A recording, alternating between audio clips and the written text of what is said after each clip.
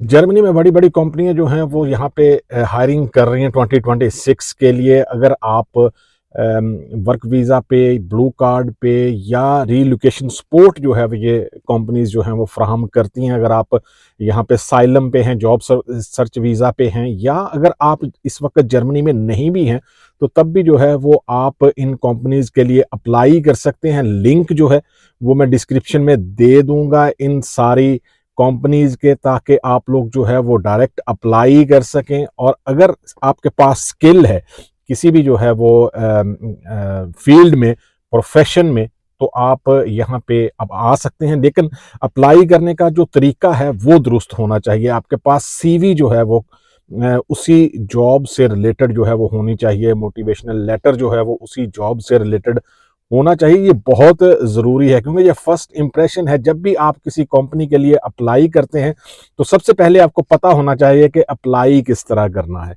दूसरे नंबर पे आप सीवी या अपने डॉक्यूमेंट्स किस तरह जो है वो अपलोड करेंगे। ईमेल मत करें कंपनीज़ को।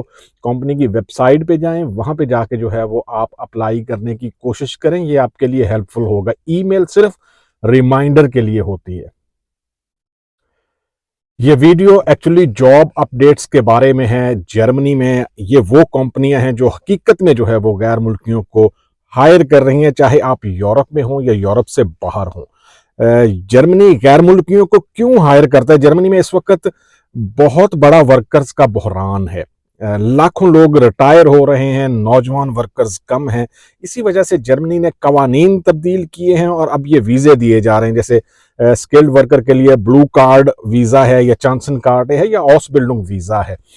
जर्मनी में बड़ी कंपनियां जो है जो नौकरी जो यहाँ पे जॉब्स ऑफर कर रही हैं, उनमें सबसे पहले जो है वो कंपनी है SAP। आईटी और सॉफ्टवेयर की कंपनी है। जर्मनी की सबसे बड़ी जो है वो ये सॉफ्टवेयर कंपनी है। ये गैर मुल्कियों को इन शोबों में जो है वो हायर करती है। सॉफ्टवेयर डेवलपर हो गए, आईटी इंजीनियर हो गए, या डेटा एनालिस्ट हो गए। अक्सर जगहों पर सिर्फ इंग्लिश जो है वो इनफ है। अगर ये कंपनी और ये कंपनी जो है वो वर्क वीज़ा में सपोर्ट करती है, आपको रीलोकेशन में सपोर्ट जो है वो फ्राहम करती है।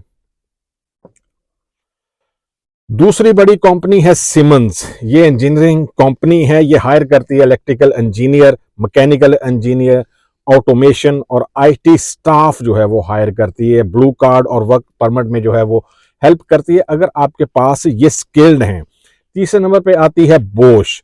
ऑटो ऑटोमोटिव और इंजीनियरिंग की सबसे फेमस जो है वो कंपनी है। हर बंदे ने जो है वो जो भी किसी भी जगह पे जो है वो जॉब कर रहे हैं, उसने इसके मुतल्लिक ज़रूर सुना होगा। इंजीनियर, प्रोडक्शन, आईटी की फील्ड में जो है वो ये बंदे हायर करती है।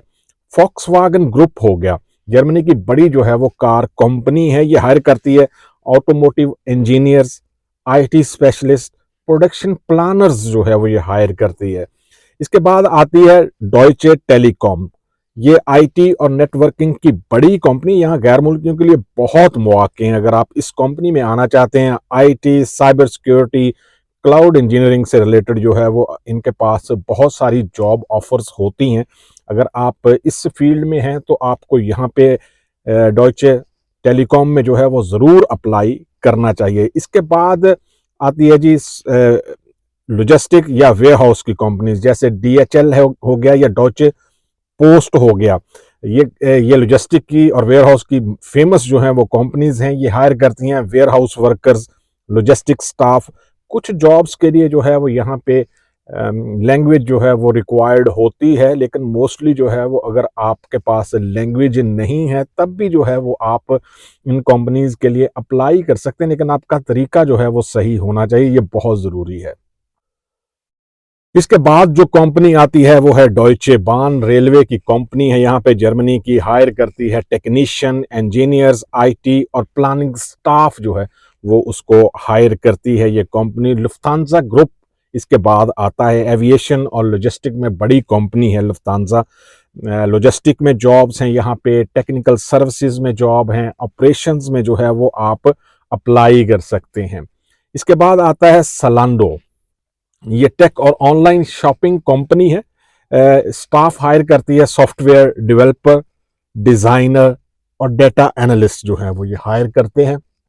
अगर आप सोलांडो में जो है वो अप्लाई करना चाहते हैं तो आपको लैंग्वेज की भी ज़रूरत नहीं है, आप इंग्लिश में भी जो है वो इस तरह की जॉब्स जो हैं वो कर सकते हैं। इसके बाद आता है हेल्थ केयर एंड नर्सिंग का जो डिपार्टमेंट है। जर्मनी को नर्सेज और केयर वर्कर्स की बहुत ज़्यादा ज़रूरत है। बहुत सारे लोग जो हैं वो इस ऑसबिल्डिंग के बारे में बात करते हैं कि हम ये ऑसबिल्डिंग करना चाहते हैं, लेकिन ये पॉसिबल नहीं होता क्योंकि इसमें कंपटीशन भी बहुत ज़्यादा है और रिक्वायरमेंट भी जो है वो बहुत ज़्यादा है। यहाँ के लोकल्स जो हैं वो भी इसमें इंटरेस्टेड होते हैं क्योंकि यहाँ पे सैलरीज जो हैं वो अच्छी मिलती हैं। लेकिन मैं आपको बताऊं कि यहाँ पे जो टाइमिंग है इनकी बहुत रिस्ट्रिक्ट होती है, स्ट्रिक्ट है। यहाँ पे आप अगर नर्सिंग में जाना चाहते हैं तो आपको ये याद रखना चाहिए कि शिफ्ट्स में ड्यूटी हो सकती है, आपको लेट जो है वो छुट्टी मिल सकती है। ये सारी चीज़ें जो है वो होती डेफिनेटली ओवर टाइम जो है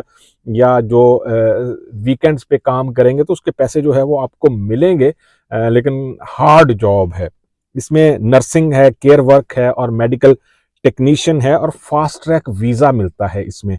अगर आप नर्सिंग में या केयर वर्कर्स में जो है वो आना चाहते हैं, इस तरह की जॉब्स में आना चाहते हैं। कौन अप्लाई कर सकता है ये जॉब्स? उन लोगों के लिए है जो यूरोप से बाहर रहते हैं या अगर आप जर्मनी में साइलम सीकर हैं, जॉब सर्च वीज़ा होल्डर हैं, आप चांसन कार्टे पे हैं या ऑसबिल्डिंग मुकम्मल करने के बाद जो है वो आप यहाँ पे जो है वो अप्लाई कर सकते हैं। कुछ जॉब्स जो हैं वो उनमें लैंग्वेज नहीं चाहिए, लेकिन वेयर हाउस हो गया, नर्सिंग हो गया या ऑसबिल्डिंग हो गया, इसमें डेफिनेटली जो है वो आपको लैंग्वेज चाहिए होती है। विदाउट लैंग्वेज कोई भी ऑसबिल्डिंग जो है वो नहीं होती। ये जॉब्स जो हैं वो कोई फ्रॉड नहीं है। आपको चाहिए क्या? आपको कंप्लीट डॉक्यूमेंट चाहिए, आपके पास स्किल्स होनी चाहिए, आप की सीवी जो है वो उस जॉब से रिलेटेड होनी चाहिए, आपके पास मोटिवेशन लेटर जो है वो उस जॉब से रिलेटेड होना चाहिए कि क्यों आप ये कंपनी, क्यों ये जॉब जो है वो आप करना चाहते हैं और कंपनी क्यों आपको किसी भी दूसरे कंट्री से यहाँ पे बुलाए और यहाँ पे आप अपना कैरियर जो है वो बना सकें। ये बहुत मेन और बेसिक चीज़ें होती हैं। अगर आपके पास स्किल नहीं है या आप सीवी सही से जो है वो फॉरवर्ड नहीं कर रहे, प्रोसेस जो है वो जॉब का सही से नहीं कर रहे, तो फिर जॉब मिलने के या हाउस बिल्डिंग मिलने के चांसेस जो हैं वो बहुत कम होते हैं। अगर आप स्किल्ड हैं और आप यहाँ पे साइलम सीकर हैं तब भी जो है वो आप इन जॉब्स के लिए जो है वो अप्लाई कर सकते हैं, लेकिन उसका तरीकाकार जो है वो थोड़ा सा डिफरेंट होता है। आप स्किल्ड हैं, इट मीन्स कि आपके पास पहले से डिग्री है, आपके पास एक्सपीरियंस है।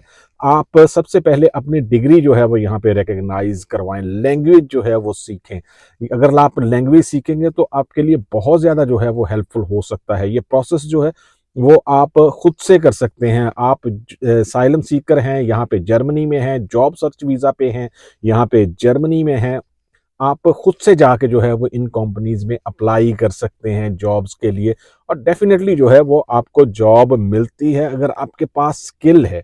अगर आपके पास स्किल नहीं है, आप स्किल सीखना चाहते हैं, तो बेस्ट वे जो है वो ऑस बिल्डिंग है। आपको ऑस बिल्डिंग की तरफ जो है वो जाना चाहिए।